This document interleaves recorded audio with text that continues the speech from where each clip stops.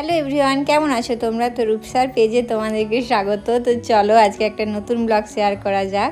সকালবেলা উঠেই এখন একটু কাঠবাদাম আর চিয়া সিড খেয়ে নিচ্ছি, তারপরে রেডি হয়ে বেরোবো কলেজের জন্য। তো রেডি হয়ে নিয়েছি, এখন যাব কলেজ।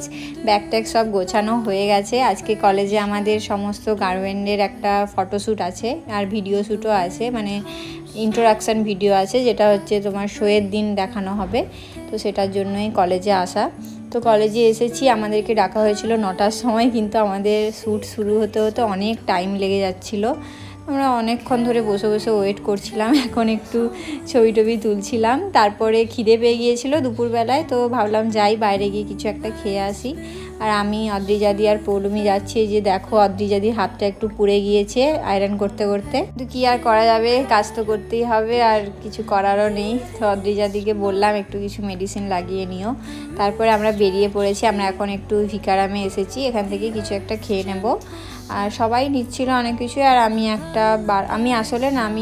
একটা বড়াপাও নিয়ে ভেবেছিলাম, কিন্তু আমি কি জানি না ভুল করে বার্গার অর্ডার দিয়ে দিয়েছি।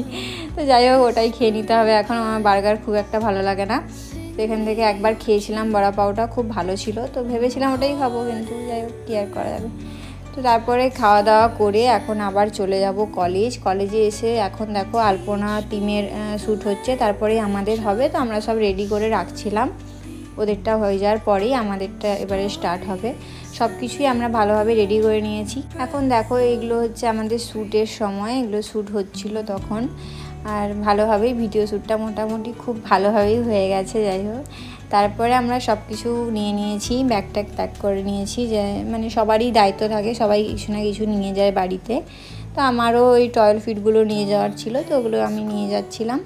আর বাড়ি চলে এসেছি। বাড়ি এসে এখন ভালো করে ফ্রেশ হয়ে নিয়েছি আগে, তারপরে এখন মাকে একটু রান্নায় হেল্প করব। এই চিংড়ি মাছগুলো বাছা ছিল না, তো ভাবলাম এগুলোই একটু বেছে দিই।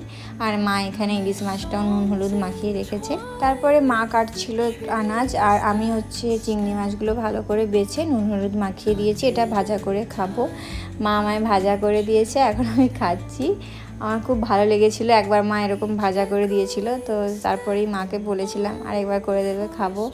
তারপরেই মায়ের রান্নাও হয়ে গেছে, এখন ডিনারও করে নেব। মা আজকে দেখো সর্ষে ইলিশ করেছে, আর হচ্ছে ঢ্যাঁড়স ভাজা, আর আলু ভাতেও ছিল, ওটা পরে মা মেখে দিয়েছিল।